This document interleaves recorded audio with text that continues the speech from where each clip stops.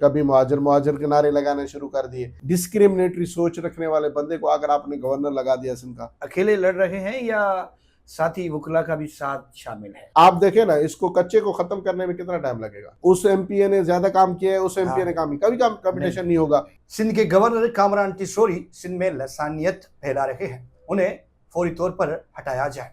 ये मुतालबा किसी और ने नहीं, सिंध हाई कोर्ट बार के सीनियर वकील अहमद गबूल साहब ने किया है। वो इस वक्त हमारे साथ मौजूद हैं। हम उनसे बात करते हैं कि उन्होंने ऐसी दरख्वास्त क्यों दायर की है सिंध हाई कोर्ट में। उन्होंने सदर मुमलिकत आसिफ अली जरदारी को भी एक खत लिखा है। अहमद अली गबूल साहब, आपका बहुत बहुत शुक्रिया, आपने C3 स्टूडियो को टाइम दिया। आपने गवर्नर सिंध से मुतल्लिक पहले सदर मुमलिकत आसिफ अली जरदारी को खत लिखा और आपने उस खत में संगीन नोयत के इल्ज़ाम आयद किए। उसके बाद आपने सिंध हाई कोर्ट से आज रुजू किया है। आपने ऐसा क्यों किया? गवर्नर सिंध से मुतल्लिक आप क्या सोचते हैं? आपको क्यों लगता है कि वो सिंध के लिए बेहतर नहीं है? सदाब भाई, सबसे पहले तो आपकी बड़ी मेहरबानी, C3 स्टूडियो की मेहरबानी, उन्होंने हमसे रुजू किया। बात यह है कि गवर्नर सिंध जो है वो गैर सियासी पोस्ट होती है। कॉन्स्टिट्यूशनल नुमाइंदा होता है वफाक का, जो प्रोविंसेस में टाई अप करता है फेडरेशंस को। पता नहीं क्या हुआ अचानक कुछ महीनों के में, मेरे ख्याल में अगस्त से पहले इनको कोई एडवेंचर करने का हमेशा शौक होता है, कोई ना कोई एडवेंचर करते हैं। तो इन्होंने एक एडवेंचर, सियासी एडवेंचर करना शुरू कर दिया। इन्होंने क्या किया है कि MQM के पाकिस्तान की क़यादत को बुला के वहाँ पर गवर्नर का स्टेज, गवर्नर हाउस का स्टेज, पहले तो इन्होंने ये किया कि मजहबी मुख्तलिफ लोगों को मंगवा कर, मजहबी अकायद के, डिफरेंट ऑफ ओपिनियंस के लोग, मजहबी अकीदों के लोग, उनको बुलाया। वो उनको अपना गवर्नर हाउस को स्टेज प्रोवाइड किया। फिर हम समझते रहते हो सकता है कि इंटर रिलीजियस हारमोनी पैदा करने के उसमें है, मगर उसके बाद वही चक्कर अपना उस चीज़ को कंटिन्यू रखते रखते उन्होंने सियासी जो एडवेंचर किया, उन्होंने ये क्या किया कि पाकिस्तान के मुत्तहिदा कौमी मूवमेंट, पाकिस्तान के मरकज़ को कट्ठे बिठाकर इन्होंने मुख्तलिफ प्रोग्राम शुरू कर दिए। अच्छा, वो प्रोग्राम कोई मुल्क की सालमियत के लिए नहीं थे, कोई मुल्क के वो उसके लिए नहीं थे। उसी प्रोग्राम में जो वफाक का जो नुमाइंदा है, जो वफाक का सिस्टम है, जो गवर्नर हाउस, अवामी गवर्नर हाउस है, वहाँ पर MQM पाकिस्तान के एजेंडा को लेकर आ गए। कभी मुहाजिर मुहाजिर के नारे लगाने शुरू कर दिए, कभी ये कहना शुरू कर दिए कि लोग बाहर से उठकर यहाँ क्यों आते हैं।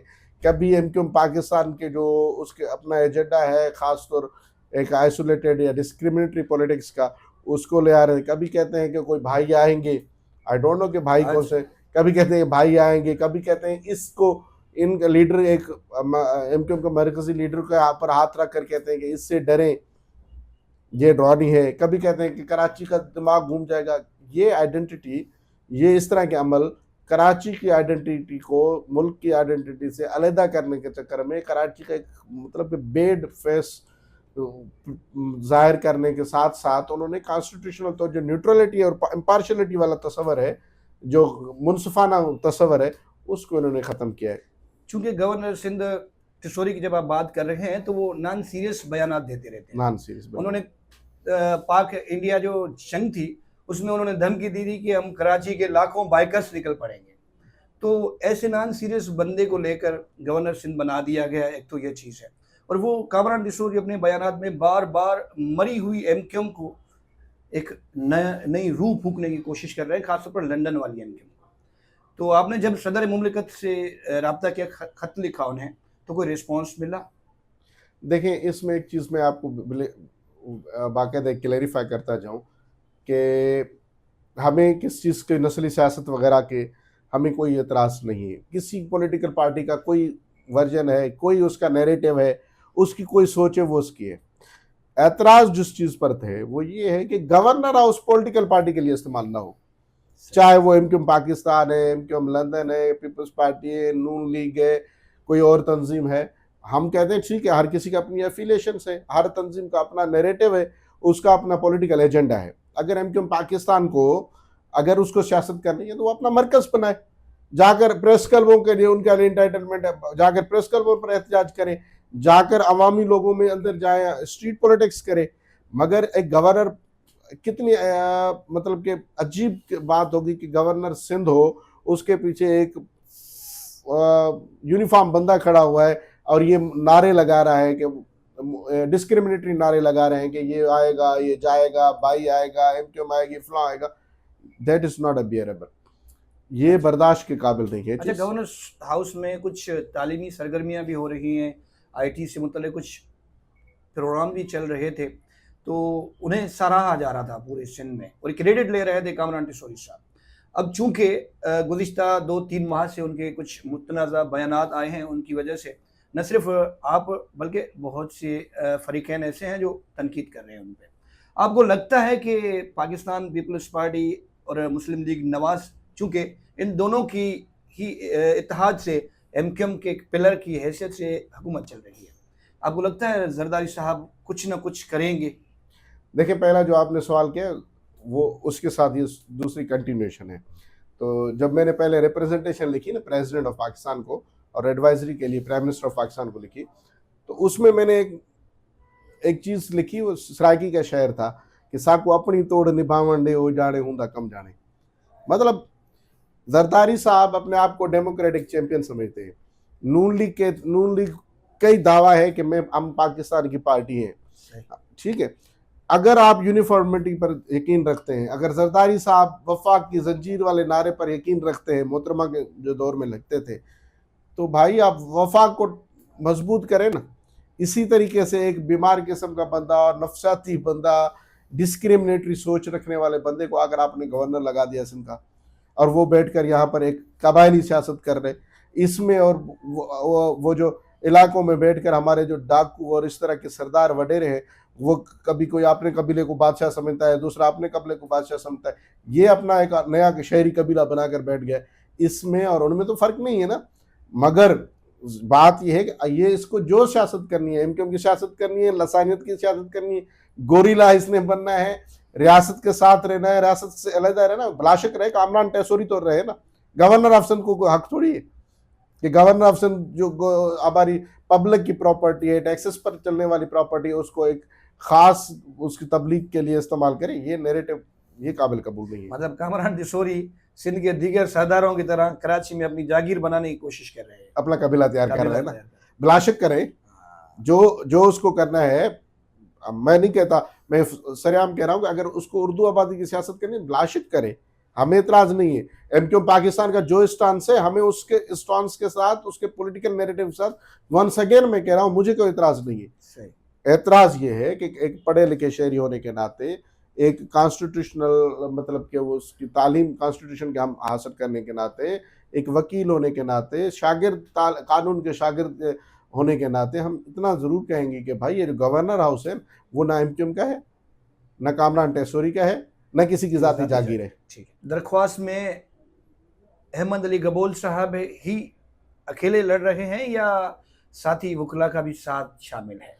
नहीं, ये मेरी जो पटिशन है, एज ए मैं वकील नहीं, as a citizen of Pakistan petitioner मैं खुद हूँ। सही, मैं इन पर्सन खुद चला रहा हूँ केस को, और मैंने पटिशन अपने तौर पर दाखिल की है। इसमें मेरी इस्तदा ये है कि तरीक़ेकार आइन का ये है कि गवर्नर जो होता है वो एट द प्लेजर ऑफ खुशनुदी जो है वो सदर की खुशनुदी पर रहते हैं।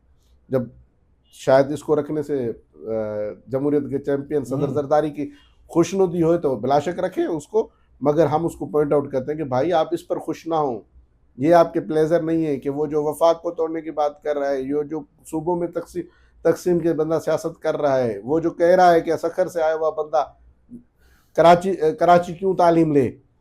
ये जो article 25 itself right of education है हमारी रियासत की सालमत का सेक्शन आर्टिकल 5 है, उसको सबको तंग कर रहा है, ये डिस्क्रिमिनेट वायलेट कर रहा है।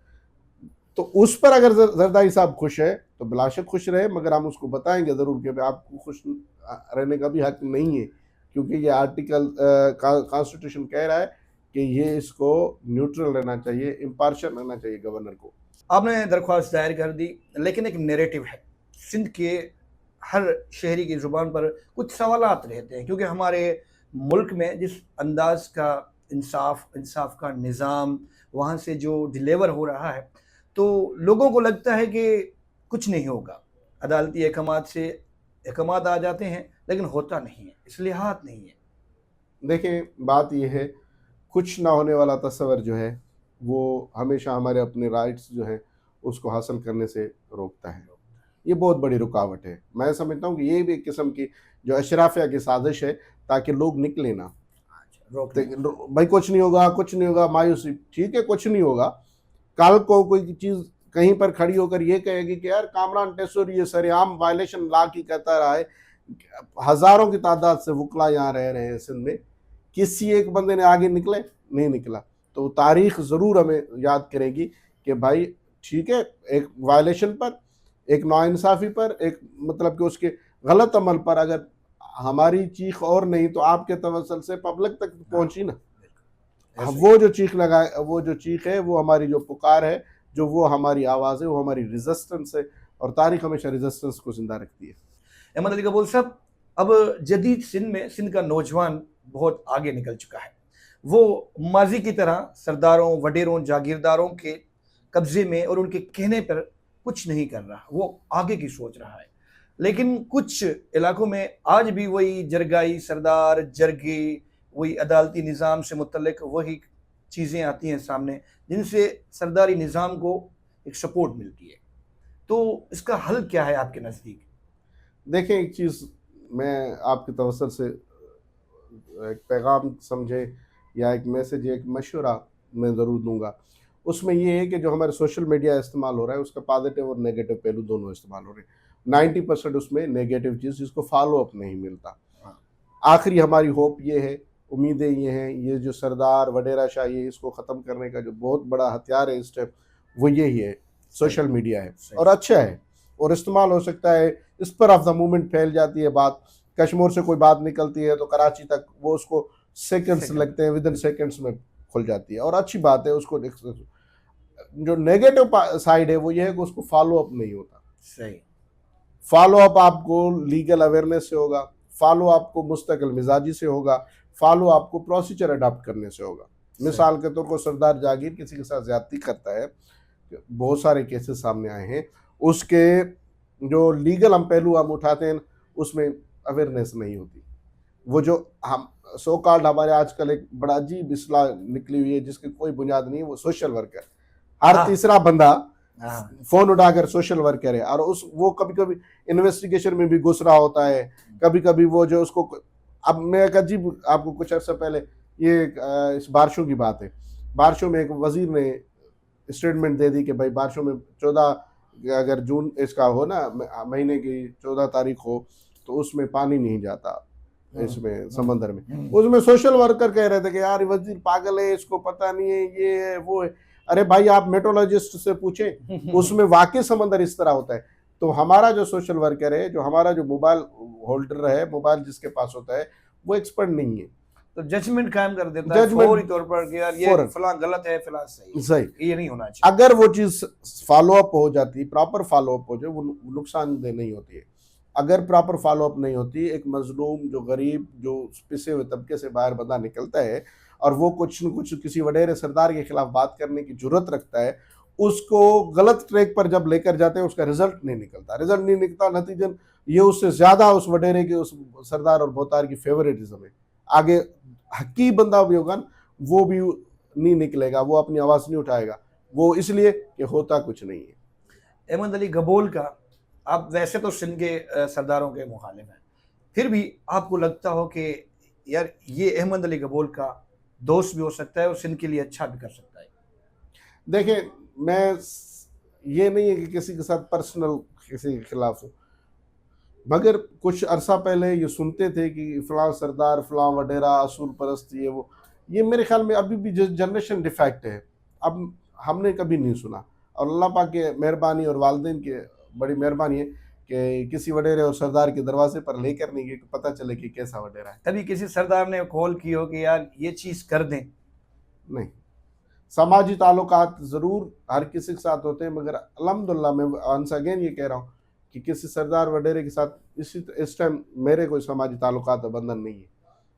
अहमद अली साहब, आपका ताल्लुक घोटकी से है, और घोटकी में इस वक्त कबायली तकरार उरूज पर है, खासतौर पर शर सीलरा और दीगर जो कबाइल हैं उनके दरमियान बड़े तनाज़ात चल रहे हैं और जानी माली नुकसान हो रहा है।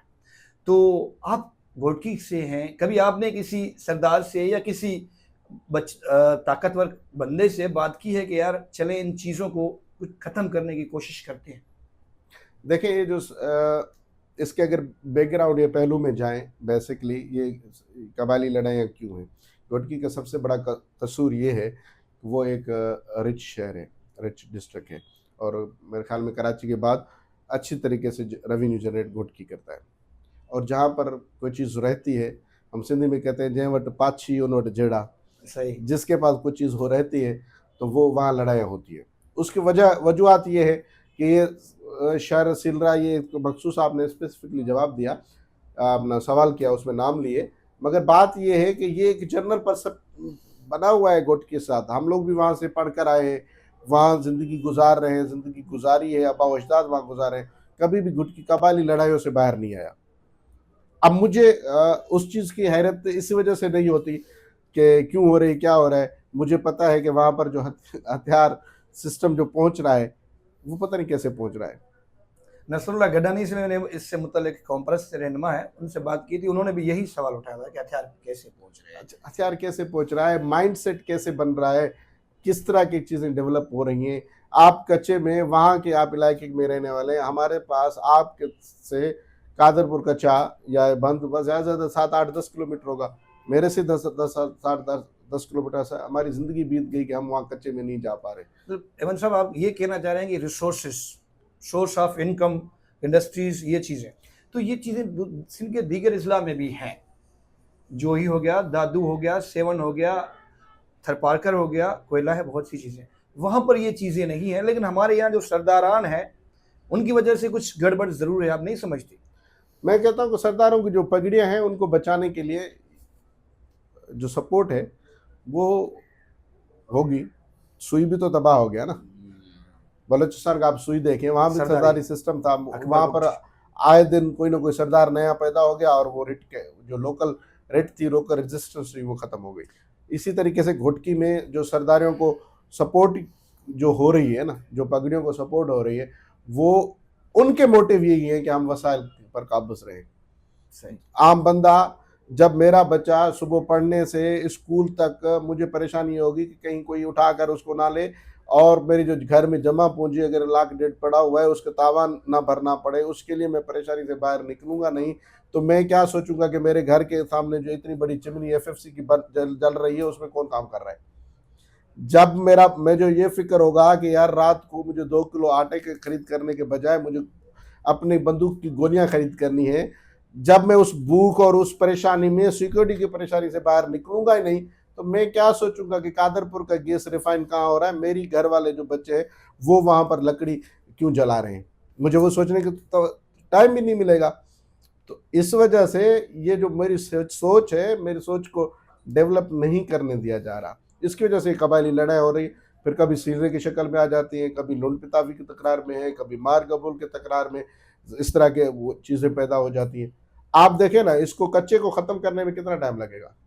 2 दिन, 20-25 किलोमीटर में है ना। हाँ, 2 दिन सर्कल में आप उसकी रसाई बंद कर दें, आप उसकी आपको और मेरे को, मेरे अपने जो रेगुलराइज गांव हैं वहां पर जाने के लिए सिग्नल नहीं मिलते, मैं वहां पर मोबाइल इस्तेमाल नहीं कर सकता, मगर कच्चे का जो डाकू बैठा हुआ है वो ऑनलाइन वो कर रहा है, ऑनलाइन कर रहा है।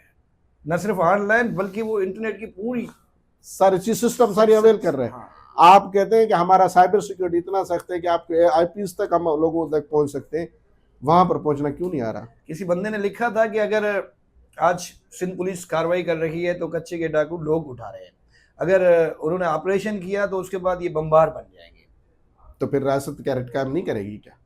तो ये सवाल तो बहुत नहीं, ये गलत है। रियासत के अपना एक तरीक़ेकार है, रियासत को अपनी रेट कायम करनी है, लोगों को जो फंडामेंटल राइट्स, उनकी प्रॉपर्टी के राइट है, उनके लिविंग राइट है, उनको देने।